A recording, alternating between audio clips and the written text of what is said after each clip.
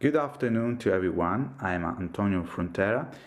You are connected from the electrophysiology laboratories of San Raffaele Hospital. Today we have a really interesting case. So let me present you the case. He is a 24 years old Caucasian male who had in September 2020 a cardiac arrest and ventricular fibrillation was detected by the nearest defibrillator. He was shocked twice with returning of spontaneous circulation. He was transferred to the nearest hospital in the northeast of Italy, where the physician performed a coronary angiogram, which was remarkable. An echocardiogram showed a mild dysfunction of the left ventricle, 40%, but a significant hypokinesia and RV dilatation. The ECG showed sinus rhythm with T-wave inversion from V1 to V3. Therefore, a CMR was performed which showed a dilated right ventricle and bulging of the RV apex. The patient was discharged with an SACD and with optimized medical therapy. Exactly, he was discharged on ACI and metoprolol. He was well until 2021 January, when he had an arrhythmic storm while walking in the mountains. Patient was transferred to the nearest emergency department, where he had infused amiodarone, and the arrhythmic storm settled down. Therefore, the patient was transferred to our institution for catheter ablation. This is the ECG at the time of admission. You can see there is a T-wave inversion V1, but nothing important. V2, V3 are normal. And I would pay attention more to this inferior lead, D2, D3, and AVF. You see the T-wave is flattened, mostly inverted in D3, and there is also a notch of the QRS in D3. This is the ultrasound scan of the heart. You can tell there is a dilatation of the RV.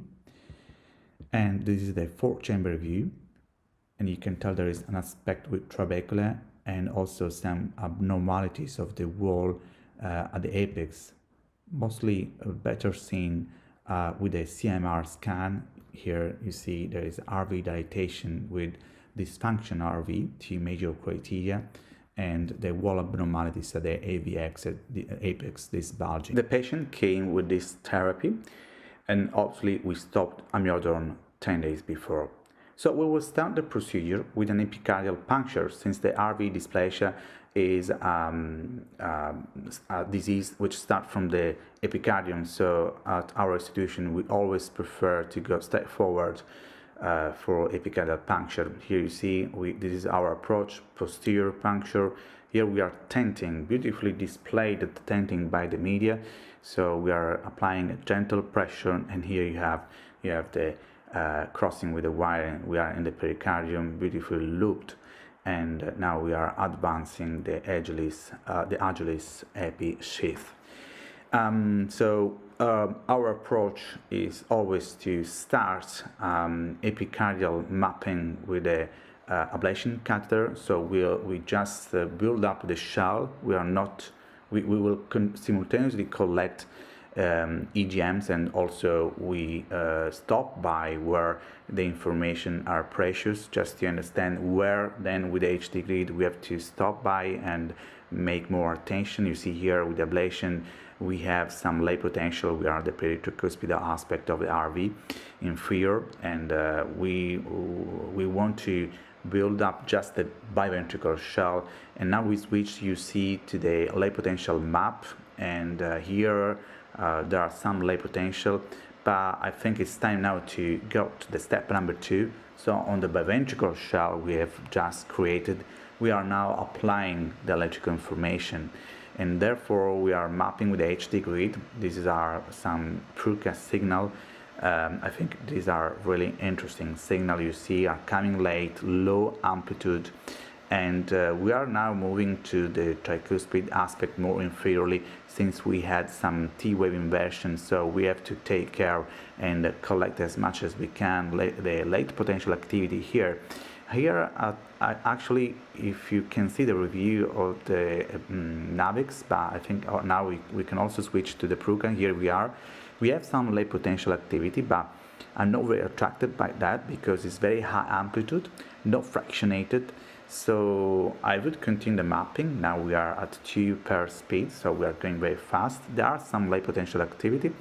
So we will cover obviously the entire biventricular shell. And here this is very important because we are at the border zone. We are now defining the boundaries between the healthy and the low voltage area. And this is very important because, as in every cardiomyopathy, as we demonstrated last year on heart rhythm with our paper on the outer loop, we proved that most part of the VT circuit is running on borders on healthy tissue. So we have to pay attention also to this late potential. Look, these are very different. I did a still frame for you. I hope you can recognize this sharp signal that you can see. You see also with different timing, and actually is on the, I would say, RVOT free wall of the epicardial shell. These are indeed the different EGMs. You see there is a far field component. So here I believe we are in the middle of the scar. So I would map this area, and this is very interesting. So we will now switch to the propagation analysis. This is the another step, very important. You can tell here there is at this point a line of block. You see this mark, this line, and there is two big channels. So the activation goes through these two arrows and then creates some little island. I'm sure you can see these two islands that are island of late potential activity. So definitely this is the most interesting area we mapped until now. And every time I map the epicardial shell of RV dysplasia, it looks to me to navigate in the Laguna of Venezia, because you see there are different channels you are mapping. It's completely different from post-MIVT. So on the same spline you can have this kind of multiple late potential, and I think each of these late potential represent a channel, and therefore you see, wow, there was a really spiky one, and also you can tell there is some activity here. So this is the step number 3. Let's have some fun now. So we will induce VT. We are now passing from RV. The patient is under GA, obviously, and so now we are applying free access team, and here there is the VT. Definitely we are in a really interesting area, I think almost close to the VT isthmus. You see here, oh, it stopped now. The pressure was a little bit, patient was tolerating the VT. So now you see we are pacing again with isoprel, but from the HT grid. And here you see again the VT induced. This time, thanks to the anesthetist, the pressure is much better, 120 on 80, and here there is the electrical imaging of the VT.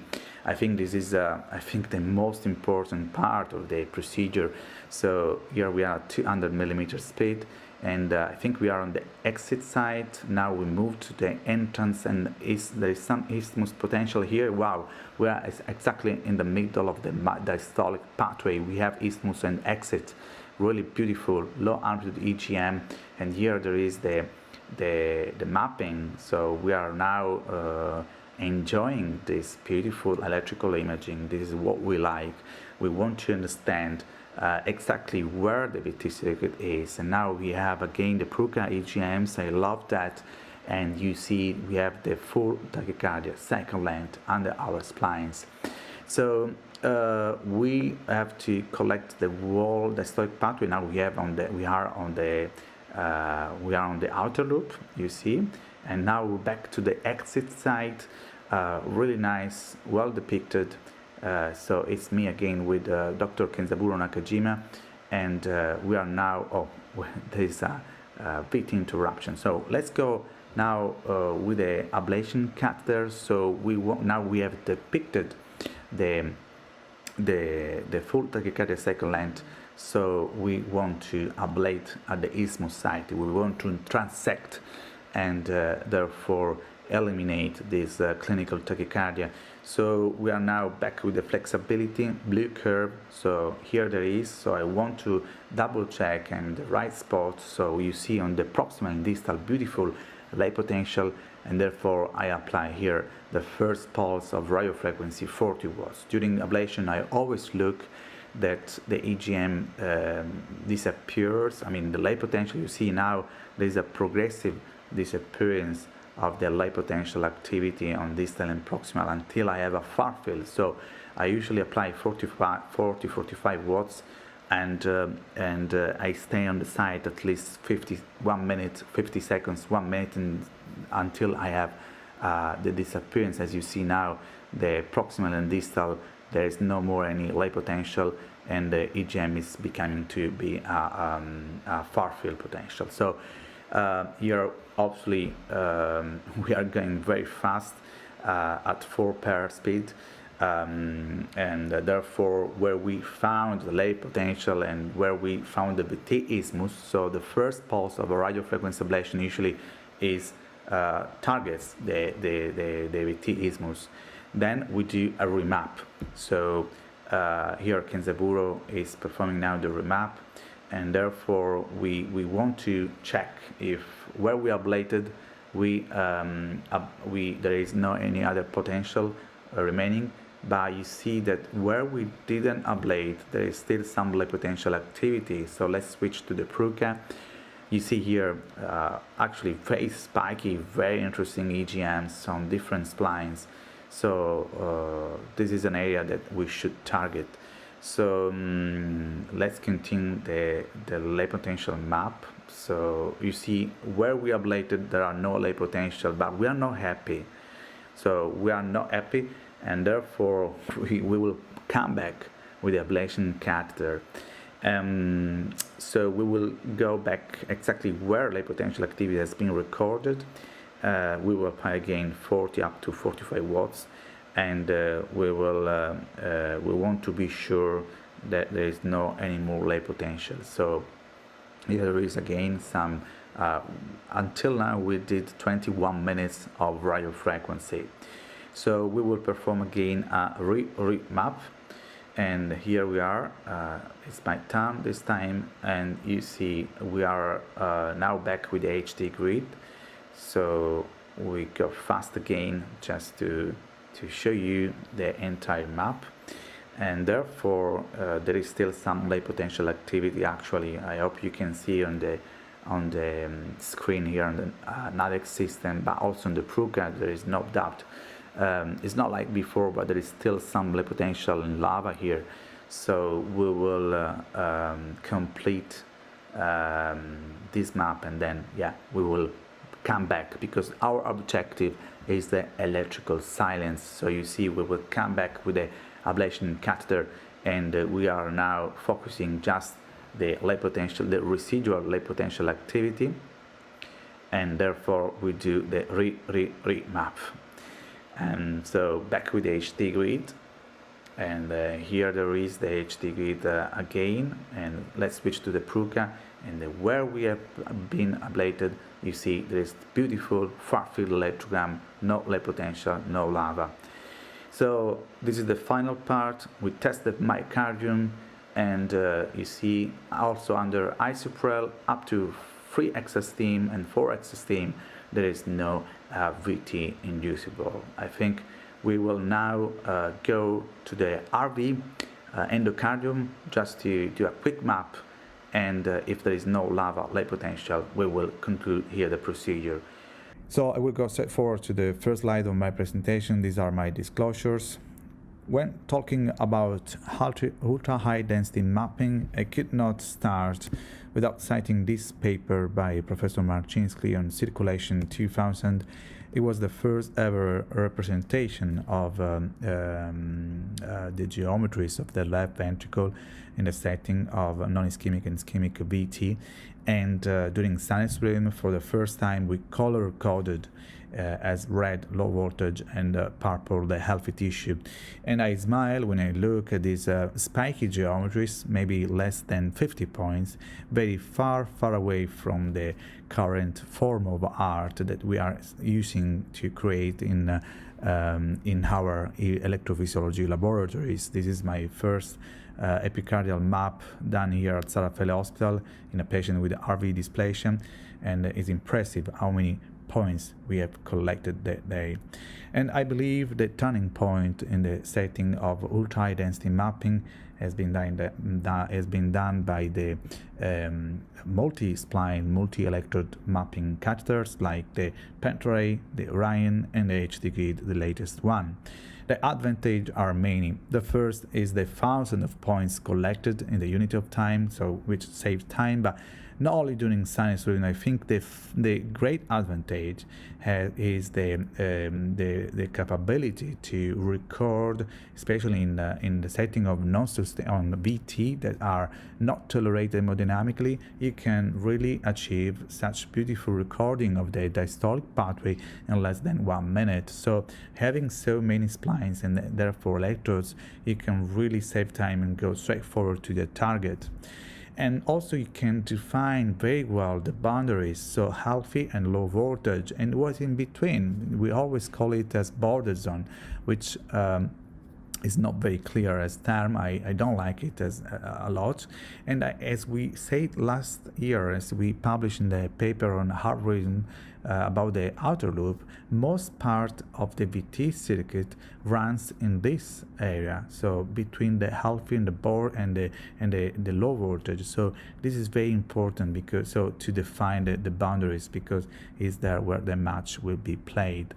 And also you can achieve, thanks to the multi-spline, multi-electrode tools, a really excellent EGM characterization. Look at this EGM I collected with the Orion, which is a really excellent catheters because define very well the EGM. So you can tell here is almost confounding with the noise level of your EP laboratory.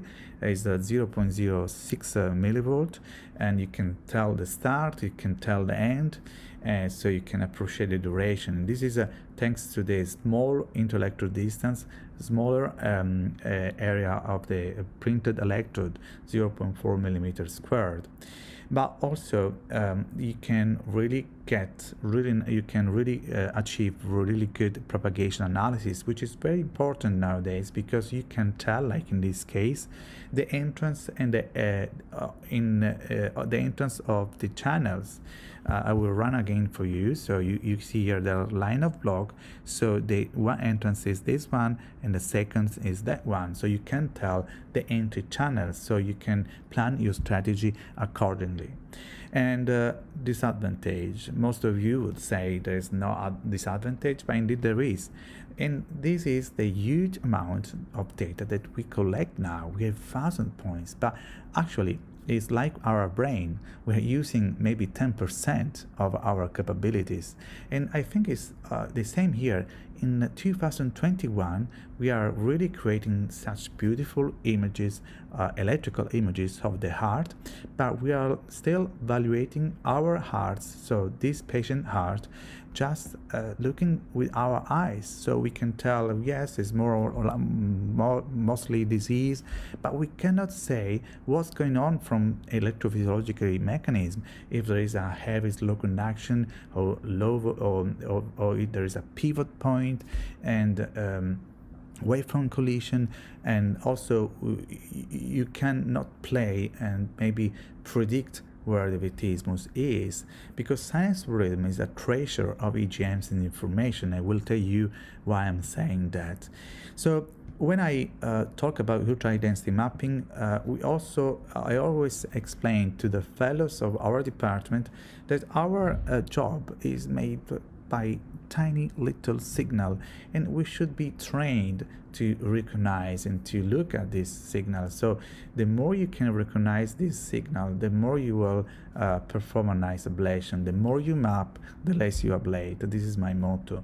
And I think here you can tell, you can characterize the EGMs in terms of amplitude, duration, in terms of timing, and also you can, thanks to the multi-spline, multi-electrode tools, you can really tell what is a near field and a far field, because you can really assign to each EGM FP phenomena that is behind. And this is the paper we published last year on Jackie P. And here we are in is an arrhythmia map. You are on the anterolateral wall of the LV, and here we are exploring 13 milliseconds, and you can tell here there is a fast propagating wave. So you are in 13 milliseconds, you are covering 2-3 centimeters, while here indeed same time you are covering maybe half centimeter. So here there is an area of slow conduction, and when you rove your probe, when you go with your probe along this area, you won't be surprised to see such beautiful fragmented long duration EGMs, which makes sense because the wavefront is crossing an area of low voltage. So this is the issue. So it takes time and therefore has low amplitude and long duration. While when the wavefront gains speed again, you see the EGM is short in duration and high in amplitude. But lay potential, which are very interesting for in our laboratories in the setting of VT ablation, could be also the result of bystander and dynamic phenomena, like in this case, the wavefront collision at this site. You see the EGM resulting is constructed and is a double component because of the two wavefront that are colliding on this side, and most of you would say this is a lay potential, so let's ablate, but indeed it's not. And you can tell this simply looking at the amplitude. So the amplitude is really a good discriminator, and thanks to the amplitude you can tell if a bystander or if a lay potential or lava is playing a bystander or active part of the circuit. But lay potential could be also the result of remote activation. You see here is a sketch from my paper, and you see, imagine there is a huge amount of scar in the left ventricle, in the anterior wall. So the wavefront should go around because he has to activate the remaining part of the ventricle, and therefore it takes time to cross. You see the EGM is getting later and later in the, comparing to the surface ECG, and there is the number 4, which is falling after the QRS because it's coming late, and this lay potential again, if occurs on an area of healthy tissue, has an high amplitude, and therefore this lay potential is a bystander phenomena.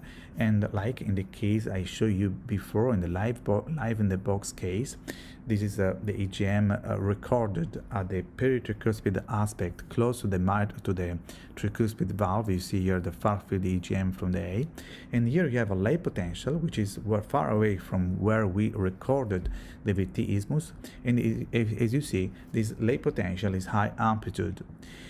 But lava and lay potential, the VT circuit, are characterized by having on the entrance and exit such beautiful EGM fragmented inside the QRS, while at the isthmus site you have such beautiful tiny little signal separated by an isoelectric line. You see here also the far field.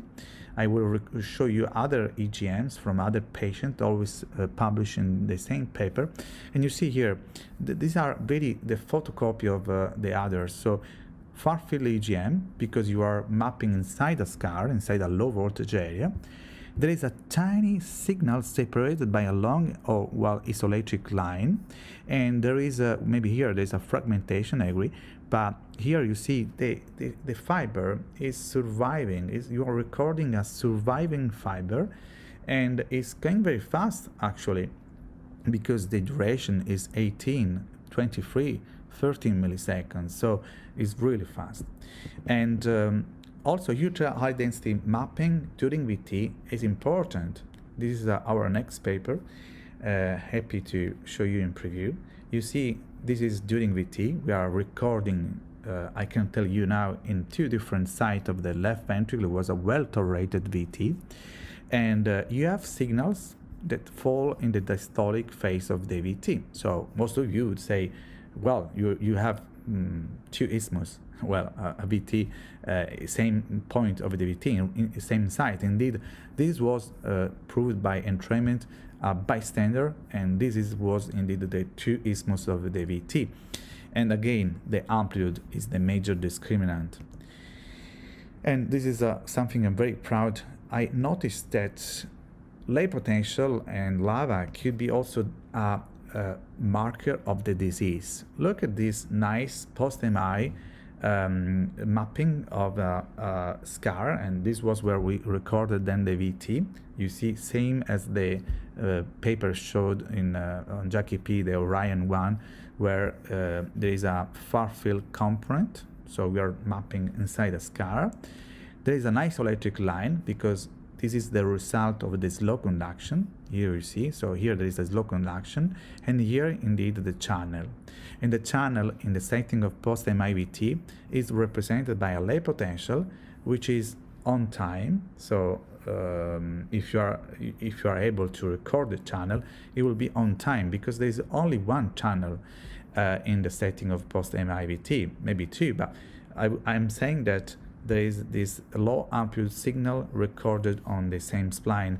Well, in the setting of ARVC, due to the patchy, there is a fibrofractal replacement, and there are multiple channels. You are not recording a single channel because it's not a consequent to a myocardial infarction where there is an extended area of scar. Here, indeed, the scar is forming day by day, so month by month. So there is an area of patchy. There are multiple channels, which are these. So when you apply your HD grid, you won't be surprised to see such beautiful tiny EGM, fragmented, and each of them, I believe, represent a channel. And also in myocarditis, we can see that also a non-ischemic. So non-ischemic are very different from ischemic setting. So in conclusion, I think the huge amount of data should be interpreted. And at Sarafel Hospital, we are running now export of each VT and sinus rhythm map to MATLAB, and we are able to reproduce the sinus rhythm of the patient and analyze these points to unmask tiny area of slow conduction, line of block, and we can reproduce the VT. And I think in the near future, from just sinus rhythm, we can predict the potential VT secret. And this is the same what we did with the outer loop paper published last year on heart rhythm. So where you can tell that the outer loop is part of the VT and with slow conduction and fast conduction. So in conclusion, heart high density mapping is the most important step of the VT ablation procedure. The more you map, the less you ablate. Multi-electrode, multi-spline mapping catheters are the keys for the best definition, and there is only one limitation: the huge amount of data to be interpreted. And I think in the near future, the software will help us with the prediction of the potential VT secret based on sinus rhythm models. Thank you again for the attention.